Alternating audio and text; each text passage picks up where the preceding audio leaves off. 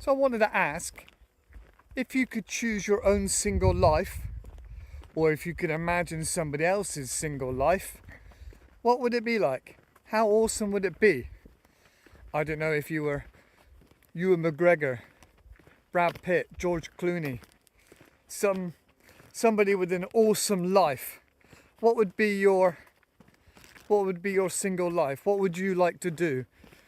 So for example, let's just pretend you have to go to work still, maybe on a film set or whatever, but you're able to do 9 till 5 on your film set. So you're single, you want to get out there, but you got stuff to do, you want to be interesting. So for example, this would be maybe the perfect, amazing kind of busy life. This would be your schedule. So maybe on a Monday, you'd go to dance classes, so you could dance like Fred Astaire.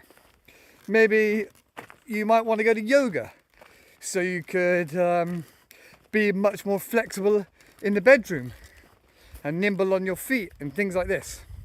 So that's Monday evening sorted. Tuesday, maybe you wanted to be more articulate and more interesting and be able to discuss philosophy and interesting, deep, meaningful parts of life. Socrates, Marcus Aurelius, and any number of amazing philosophers, Nietzsche. So maybe a book club or philosophy discussion on a Tuesday night. Then a Wednesday would be, again, dance classes or yoga or something like that. So that's Wednesday sorted. Thursday, you're going to go see your grandma, because you're a sensitive guy. If not grandma, maybe you're going to go see some friends or family, a niece, a nephew. So that's Thursday. Friday. On a Friday, you're going to go out and socialise. If you're not invited to a party, you're going to go and find yourself at a really nice cocktail bar or a place that's trending at the moment. That's really interesting and exciting and vibrant. So that's what you can do on Friday. All right. Saturday. What about Saturday? Now Saturday's an interesting day. You could do lots of different things on Saturday. But the first thing I would do would be to get out, get some fresh air and do some exercise on Saturday morning. Even if it's just walking around your local city centre or town centre. See some faces of people you know and that hopefully like you. You could do research for your holiday or research for the next thing you want to purchase. You could even go clothes shopping, but just get out, do stuff on Saturday. And then in the afternoon, maybe you go cafe hopping. One nice cafe to another nice cafe. You see a woman reading a book, sat on her own. Excellent opportunity to have a conversation. What else we got? Saturday afternoons, also a good time to get your chores done. Maybe your laundry or banking or anything else you need to get done. Sorry, banking would be Saturday morning. Although most of it's done online these days. So that's Saturday. Sunday. Now Sunday you could go to an animal shelter. You could do some other, what's the word I'm looking for? Humbling experiences on Sunday morning. That would be ideal. What else we got? Yeah, so animal shelter, walking dogs, or just going out for a hike. I just learned of a new thing called rucking, and that's where you load your rucksack up with heavy weights and you take that out, so that helps burn extra calories. But yeah, go out for a hike on Sunday morning. Sunday afternoon, what I like to do Sunday afternoon first thing is get myself prepared for the following week, for the Monday. So maybe make sure I've got all my shirts lined up and things like that, and maybe a little bit of meal planning or catching up with anything I need to do for work. So that's kind of the list of the things I would do. Meal plans, prep, stuff like that, organise. Right. Then We've got things like future organisations. All right, and I'll come on to the next bit. And then other things like just relaxing to people. Maybe have a bath, unwind, have some bubbles or something. Maybe just watch a bit of TV and chill out, watch an old film. But something else that's good to do earlier on the Sunday is to think about your goals, where you're going in life, what you want to get done. So I kind of break it down into, I forgot there, like 6 different sections. So I've got weekly aims. I really think to myself, right, I want to cut down on some sugar. I want to eat a few more alfalfa sprouts or other foods I want to get into my system. Eat more nuts, that kind of thing. That's something that I do. So I have weekly goals of things I want to try and get done that week. Think, right, I must get out for an extra long walk or something like that. And then, and I think about that in advance, and I try and keep that on my to-do list, that kind of thing. Then you got midterm goals. Right, I really want to be walking more. I want to replace some of my old shirts. They're not looking as good as they once were. Maybe I could do a bit of that on the Saturday. What else do you want to? Also get inspiration to keep me motivated and happy. So watch some motivational programs, motivational shows. Speak to motivational people. If you've got a mentor or somebody you trust, then have a check-in with them. Maybe like with your granddad or like I said, a mentor or somebody else that you respect. So that's like a midterm goals thing that I try to keep abreast, keep on top of. And then we got other aspects like compassion and internal growth. So trying to be in somebody else's shoes. For example, I read Grayson Perry's book, The Descent of Man.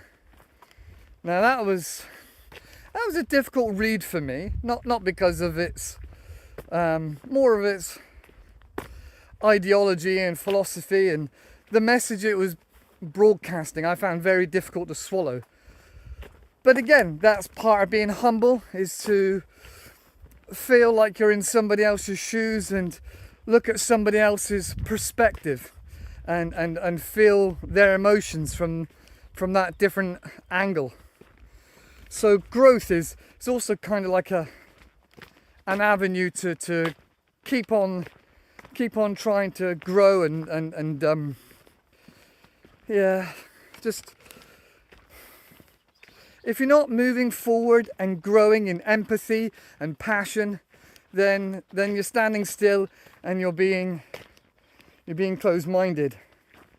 So being aware that I have blind spots and I have biases is one way of policing myself to try and improve my understanding and compassion for different people and different ideas. Personal growth. And then we've got education. So not quite so much on the humbling side, but educating myself to other things that are happening in the world. Different countries, different political situations. And not just news and politics, but also educating myself into trends that are happening, technologies, medicines. You can't keep on top of everything, it's impossible, but having a brief idea of something that somebody's talking about that you might think, oh, I heard about that the other day, what was it? That's interesting, I'm going to go and find out more. So expanding your knowledge on the topics that interest you at least, and those that are important to not stay relevant, but not to get left too far behind with not just technologies, but with news and with current events and things like that. And again, also just regular, normal educating yourself, reading some classic books, reading some interesting books about anything really that's going to expand your mind. And then moving on to the next section, or the next aspect, I said there were 6 of them, is long term, in the future. You know, where do you want to be? So for example, if you're Brad Pitt, George Clooney, and you want to be maybe a Steven Spielberg, then obviously you've got to work out a plan, a strategy, and try those things, and try to move forward and create opportunities. Now, if you don't have some kind of roadmap of how you want to move forward with that, then you're going to be left standing around in the dark. And so it's important to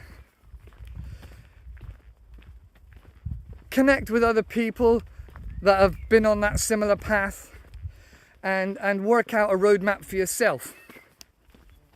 Whether it's going to college, whether it's reading books, whether it's spending time under somebody else's tutelage. It's all about working out a pattern, working out a roadmap, and then making some strategies and executing those strategies, putting those strategies into your daily lives, putting it on your calendar, you know, connecting with the right people at the right times. So that's the future. And for me, there's lots of things I want to do for the future and where I want to be. And sometimes it's hard to get the answers. But if you keep educating yourself and you keep connecting with the right people, then eventually you will be able to work out a roadmap and the systems you need to put in place and be in the right places at the right time. A wise man once said that lucky is opportunity meeting preparedness, or some words to that effect. So being lucky is being prepared, and being, well, you know, being prepared for opportunity and ready, and then having the audacity to jump at a chance and accept some risk. So that's the 5. The last one, the 6th one that I wanted to mention, was bucket list. Now, the term bucket list has been used a lot, and it's a little bit old hat now, you know. But it's important that should you die tomorrow, you've made steps and you've done things, and you don't have regrets. You know, you don't want to be on your deathbed at 90 saying, oh, I really wish I did this or I did that. You know, I went to the Grand Canyon, or I don't know, tried to be a film producer, or you know what I mean? So not having regrets of trying something and having taken some risks.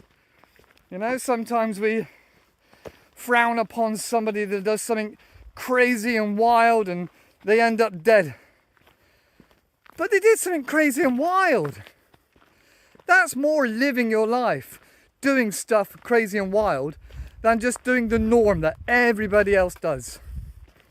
So whether you want to do a bungee jump, whether you want to visit the Grand Canyon, or whether you just want to, I don't know, foster some children, taking risks and doing stuff is living your life. And then you're not going to be that person that has regrets on their deathbed, because you've taken the risks, you've done stuff, you've got stories. All right, and if you haven't done stuff and you die, then maybe you'll have regrets. And it's your own choice. You don't have to watch the video, you don't have to take my advice. It's just some thoughts and ideas that's what I'm doing. That seems to be what the great people are doing that I admire. They're taking risks, they're doing stuff. And I think we all need to understand how short life is and make an effort to do stuff. Don't matter if it's crazy or stupid.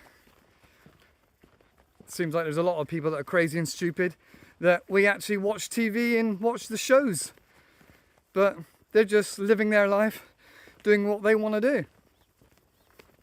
So get out there and do stuff. That's all I can say. It's important to get out there and do stuff. So that way you're living your life fully, you're being present, you're being alive, you're thinking of the future, you're growing, you're being humble. To me, that's kind of like the best life you can have. You know? That's just my thoughts. If you got any comments or thoughts or ideas that resonate with you, that you'd like to share, please put them in the comments. I'd be very interested to hear them. Tell me what's the crazy things that you've done in your life, or the crazy things you're gonna do in your life. Let me know in the comments below. Alright, that's it for now. See you in the next one. Bye bye.